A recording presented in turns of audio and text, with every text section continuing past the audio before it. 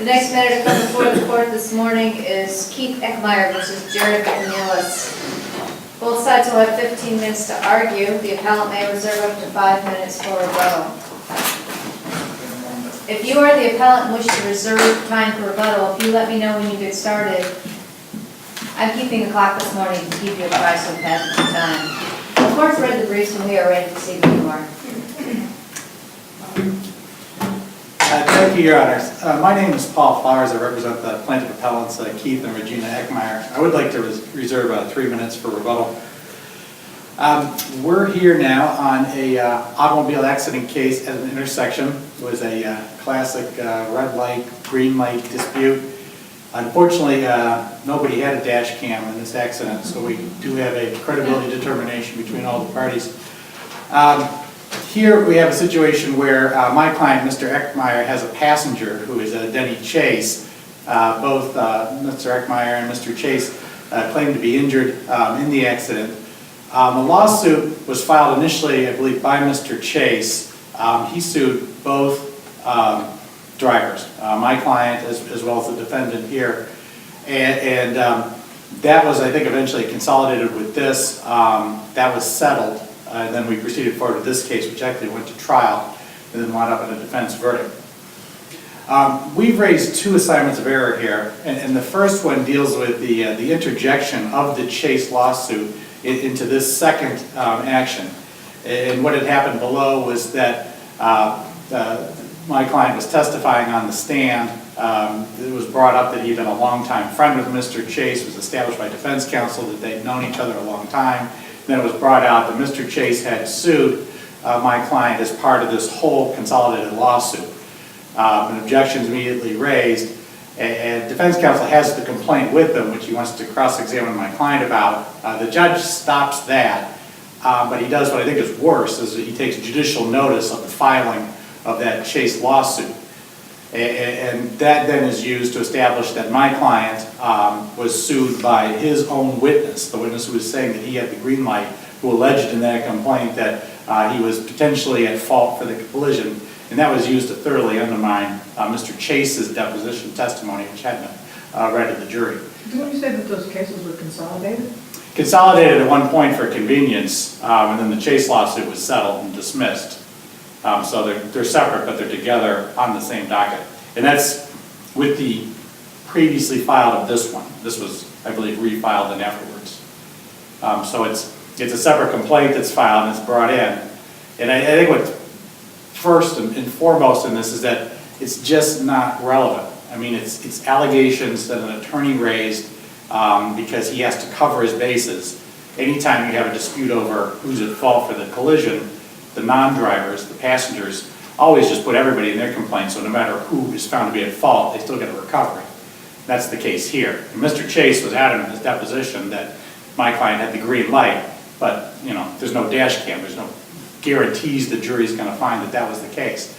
By including my client as a defendant in his own lawsuit, Mr. Chase is making sure that if my client is found at fault, he still has a recovery. And that's the only reason for that. It's not an admission by Mr. Chase. It's not any sort of acknowledgement by Mr. Chase. He probably didn't even know what was happening. Something his attorney does as a matter of procedure. So it's just not relevant, and it's not just that it isn't relevant. I mean, it's highly prejudicial in this case because it's used to impeach Mr. Chase. You were sued by, this guy who testified you had the green light, he actually sued you and blamed you for the accident. That comes out. And this can't be passed off as harmless error because defense counsel works hard to get this in. I mean, he sets it up by establishing that Mr. Chase and my client are longtime friends. He brings it out. He argues with the judge that it does come in, that he needs to get this in. He plainly is placing importance on this. So to come here now and say, what's the big deal? It's harmless. That just doesn't fly. I mean, they worked hard to get it in precisely because it was very unlikely my client could ever prevail once it came out that his best witness had sued him and blamed him for the accident. His best witness also said the light was green. For him, for my client. Right. Yeah. And that's, that's great testimony, but it no longer is, once it comes out that, you also filed this lawsuit, against this guy who said he had the green light, makes Mr. Chase look like he's got no credibility. I mean, the jurors don't understand what's going on here. They don't understand that, this claim was put in there just to cover all the bases. There's no opportunity to explain that to them. And procedurally, that's the real misstep here.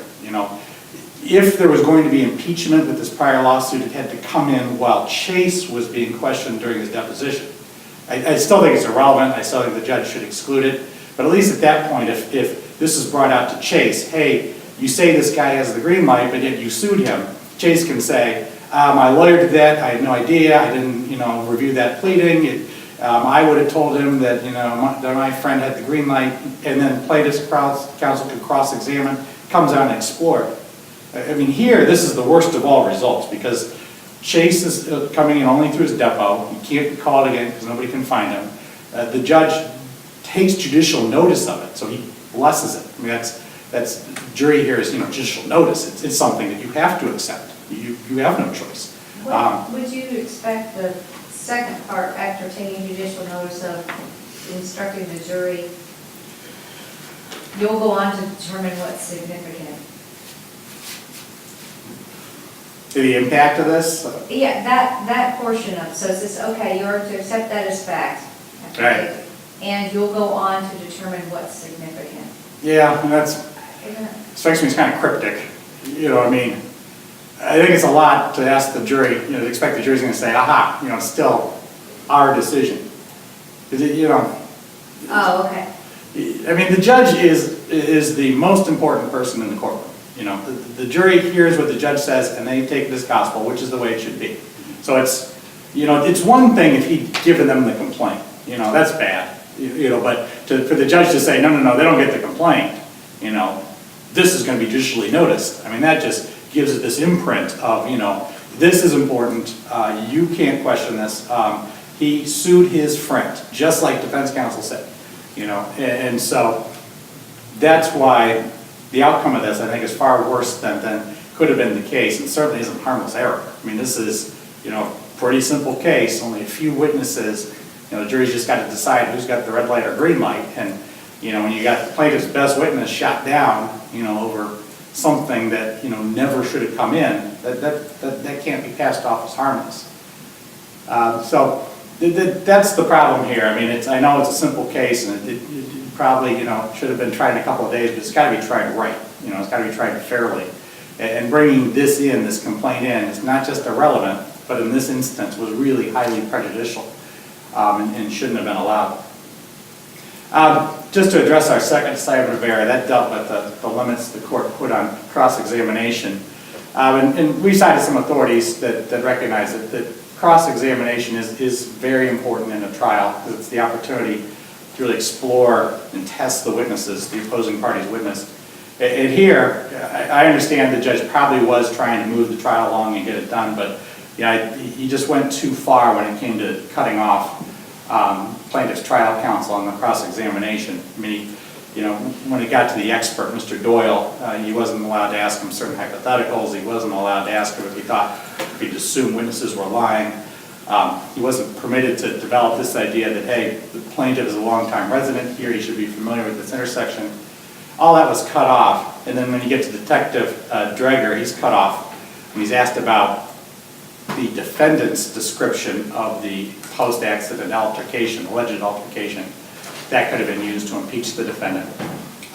Individually, I admit, these aren't enough to justify a new trial, but collectively, when they're all taken together, it establishes that this just wasn't a fair opportunity for the plaintiff to really test these defense witnesses, and it would justify collectively a new trial.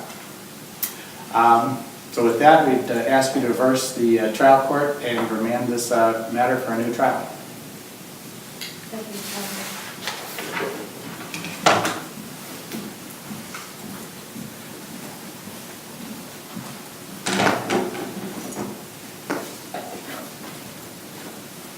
If it please the court, my name is Rob Sutherland, and I represent the defendant, appellee Jerry McNealis in this case.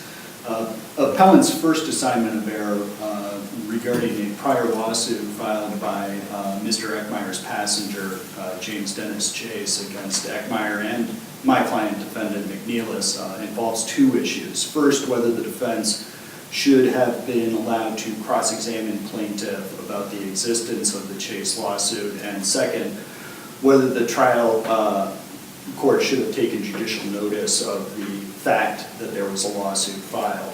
Both issues are subject to an abuse of discretion standard.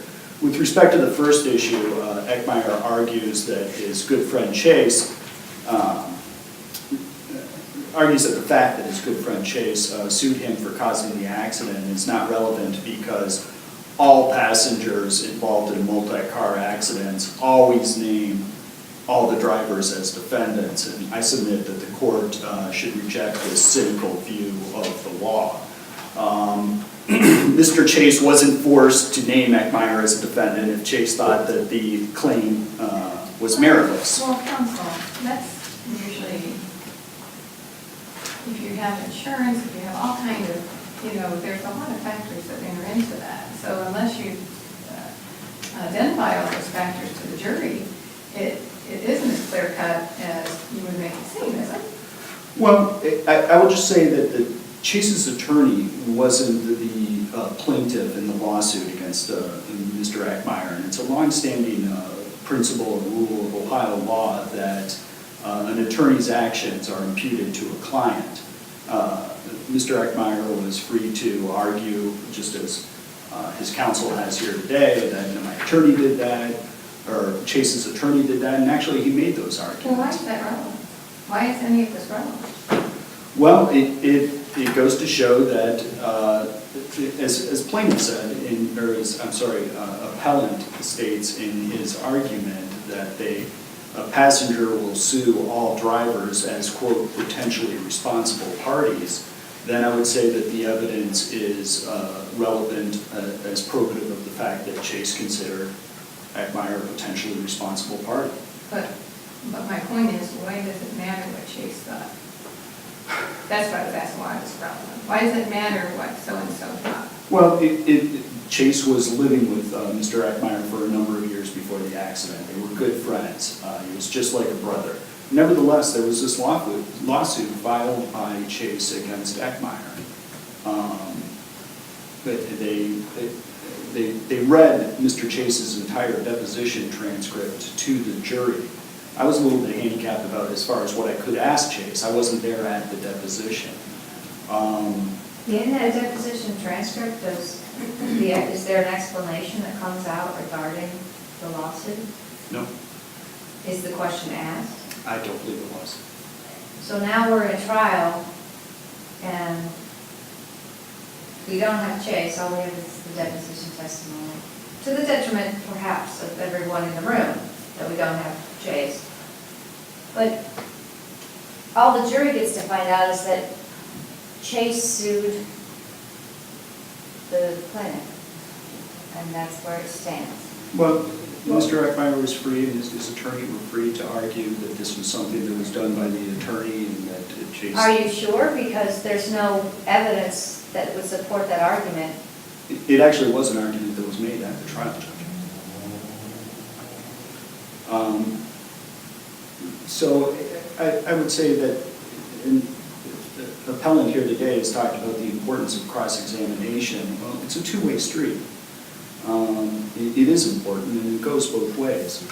And then with respect to the second issue regarding the trial court's notice of the fact that there was, quote, a lawsuit filed, Eckmeyer's counsel at trial absolutely failed to preserve this issue for appeal by failing to object. And these are two separate issues, mentioning the Chase lawsuit during the cross-examination of Eckmeyer and the trial court's act of taking judicial notice. Appellant argues these points as separate issue in his appellant brief, but he only objected once during the trial when the Chase lawsuit was brought up during cross-examination, and that's at the trial transcript pages 134, and then the act of judicial notice takes place on 136. And Eckmeyer's trial counsel, also remained silent when the issue of judicial notice was discussed on the record in chambers, and that's the trial transcript 169 to 171. So appellants... All right, so I understand it, and of course we'll read the transcript, but so you're saying he objected to the actual a cross-examination regarding the complaint, but didn't object to the judicial notice. Correct, and I only brought up I asked him, but despite your relationship with Mr. Chase, he filed a lawsuit against you. There was an objection, the court overruled the objection. Then and then later on in the testimony, Mr. Eckmeyer, after initially acknowledging that there had been a lawsuit filed against him by Chase, then feigned ignorance about that. Then did what? Feigned ignorance about the existence of the Chase lawsuit. And at that point, I proffered a certified copy of the complaint. The judge just took the judicial notice of the fact that there was a lawsuit filed, and that was it. So, appellants, and when the judge did that, there was no objection drawn from the So plaintiff. Chase was unavailable. His deposition was read. Yes. He testified in the deposition that the light was green. Right. And nobody asked him about any lawsuit or anything during the deposition. The caption of the case at that point was James Dennis Chase versus Keith Eckmeyer and Jared McNealis. So, I'm sorry, I'm not understanding. The caption of the case was what? I apologize. I got That's all right. cold going on in my ears or As something. plaintiff counsel indicated that Chase filed a lawsuit against Eckmeyer and my client McNealis, and then Eckmeyer filed a separate lawsuit against just my client McNealis. These two actions were consolidated under the caption of So Chase. why wasn't the question asked about the lawsuit in the deposition? I wasn't there, Judge. I understand, but it's your client, just like you said. The actions are imputed to the client. The attorney's actions are imputed to the client. I understand, So- Judge. It I mean, wasn't I'm a not putting you on question, the spot, I understand it's not your fault, but I'm saying.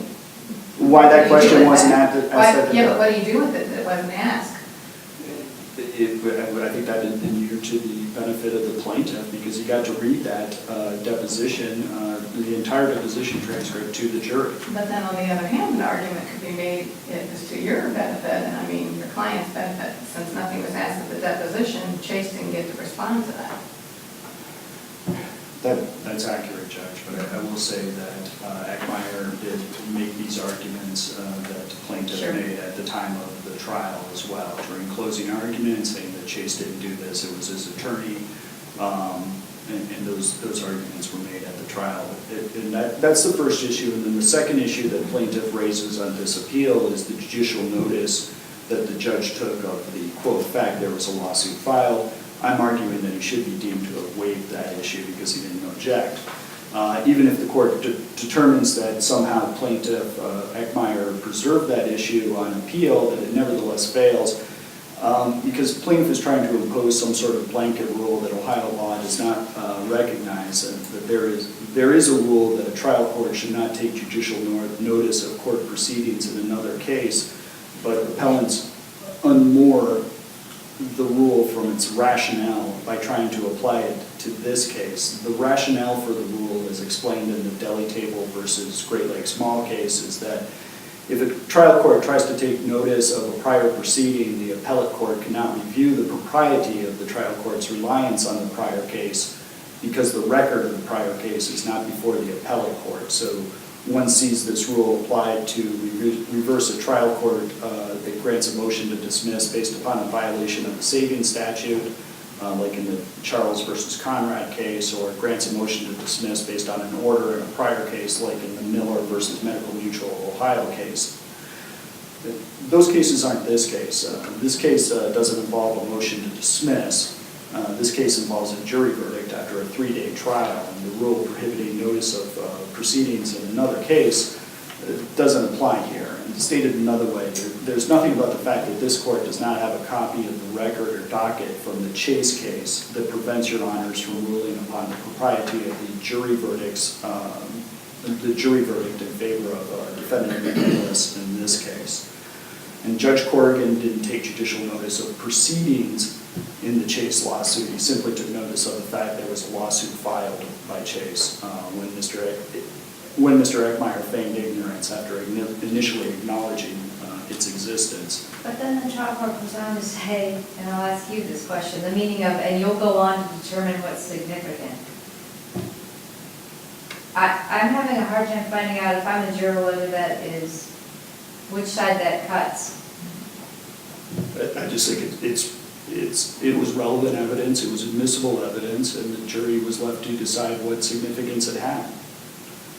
So there's a finding then by the judge that it's relevant and significant? Well, that's different from the judicial notice issue, which there wasn't an objection to. I mean, allowing me to raise the Chase lawsuit on cross-examination is one thing. The judicial notice is another. As a threshold matter, there wasn't an objection raised at that point. And I would also argue that nevertheless, it's not barred by this rule that the plaintiff raises in his appellant brief. And I would say also that whatever prejudice resulted to Eckmeyer wasn't unfair or undue, especially in the light that the appellant read Chase's entire deposition transcript to the jury. The appellant's second assignment of error all deal with objections sustained during the cross-examination of defendant's accident reconstruction expert and the Kent police officer that investigated the accident. These evidentiary rulings fall well within the trial court's broad discretion and are entitled to substantial deference. There was nothing improper regarding Judge Corrigan's rulings. With respect to the question posed to the accident reconstruction expert, Eckmeyer's counsel asked the same basic question multiple times before I finally objected. With respect to the question posed to the officer, plaintiff didn't even ask a question. He was providing the officer with some sort of summary or slanted recap of my client's testimony at trial. And ultimately, Your Honors, none of appellant's assignments allege reversible error. At trial, Mr. Eckmeyer had this theory that he couldn't have run the red light because the lights on Man and Way were synchronized with one another. This theory was shown to be false. The lights weren't synchronized. Mr. Eckmeyer testified that he had to rely upon his left arm because he had injured his right arm in the accident. The medical record showed that following the accident, he was forced to overuse his right arm because of a prior left arm injury. Mr. Eckmeyer testified that he couldn't go to the hospital following the accident because he was sick with the swine flu, but at the time of the accident, he was going to the post office. At deposition, Mr. Eckmeyer testified he couldn't see the traffic light turn from red to green. At trial, he testified he could. Also at trial, he told the jury that he couldn't remember if he was employed during the decades of the 1980s and the 1990s. And I can find it in the trial transcript, but I'll also say that he told the jury that he couldn't find James Dennis Chase because once Mr. Chase got his ticket, he got his ticket and an airplane ticket, or he got his settlement check and an airplane ticket back to Florida, and that was it. That's all he was looking for. So, I mean, the credibility of Mr. Chase as this standout witness was pretty suspect from the beginning. They were friends for 30 years.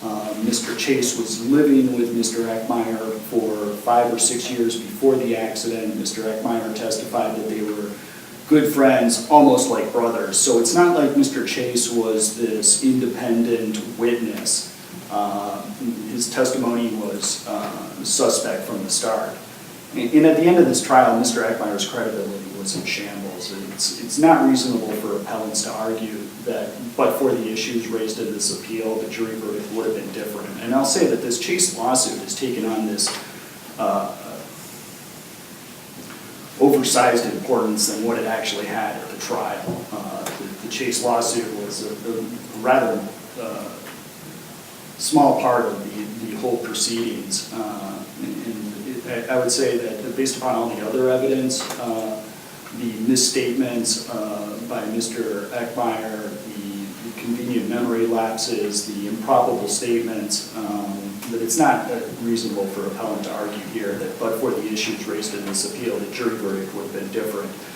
This accident took place in March of 2011. Mr. Eckmeyer had his day in court. It was a fair trial. It was a 3-day trial. There were a few objections or evidentiary rulings during the course of the trial, and it was a unanimous jury verdict in favor of the defendant. Appellants haven't met their burden of demonstrating error, let alone a reversible error, warranting the disturbance of the jury's unanimous verdict. And Yes, and you reached the end of your allotted time for today. Thank you, Council. thank you, Your Honors.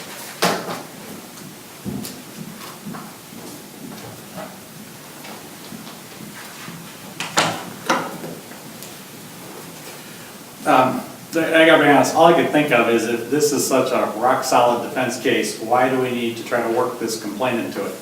This was no small matter. Defense counsel set up that questioning by establishing that these two gentlemen, Mr. Eckmeyer and Mr. Chase, were friends. He brought the complaint with him. He had it ready to cross-examine my client about that, and he was stopped only because the judge took judicial notice. And an objection was raised. What happened was, it was the judge's idea to take judicial notice of this. My client, or trial counsel, is not obligated to object to the judge's ruling. He objected to the evidence. He doesn't have to say, oh, by the way, Judge, we not only object to the evidence, but we object to your ruling. Plaintiff's counsel wanted this all excluded, and it should have been. I haven't seen a case ever where allegations against somebody came in as substantive evidence.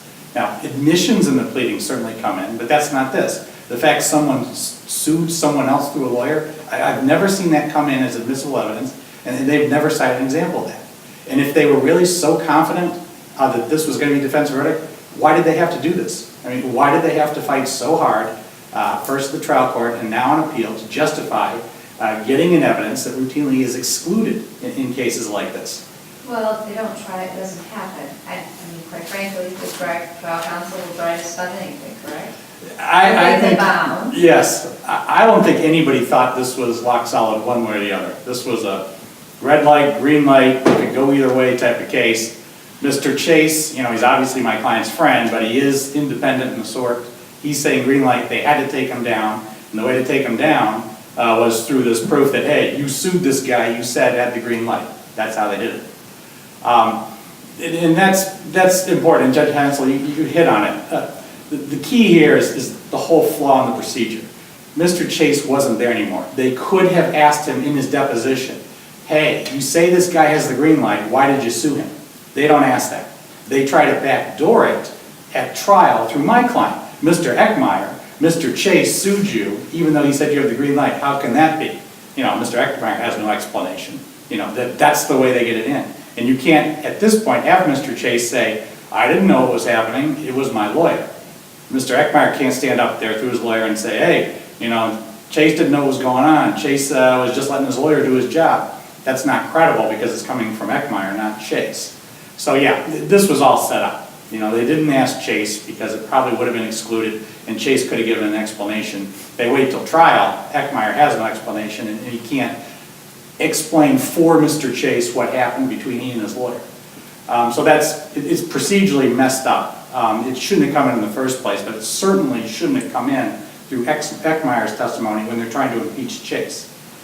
And again, that's really what it comes down to. The judicial notice, there just shouldn't have been judicial notice at all because the problem is it gave it this imprint of judicial authority. So, yeah, for Eckmeyer to stand up there and say, hey, you know, Chase wasn't doing this, all that, it doesn't matter because the judge took judicial notice of it. The jury in their mind has to accept that there was this lawsuit. Chase did sue Eckmeyer. They have to accept that because it's been judicially noticed. And to say you'll decide the import, you know, that doesn't tell them anything. That doesn't tell them they could disregard the significance of the Chase lawsuit. The judge just took judicial notice of it. So again, this evidence shouldn't come in, but if it does, there's a proper way. You impeach the party who is testifying at the time. You don't wait and then try to impeach it through somebody else. That's what happened here, and then the judicial notice just made things worse. So for that reason, we would ask you to reverse the trial court and order a new trial without this Chase complaint coming in. Thank you. Thank you both for your presentations this morning. The court will take the matter under advisement and issue a written decision which will be mailed to both sides as well as posted on the Ohio Supreme Court website, which can be linked to the 9th District Court website. Thank you. Thank you, Your Honor.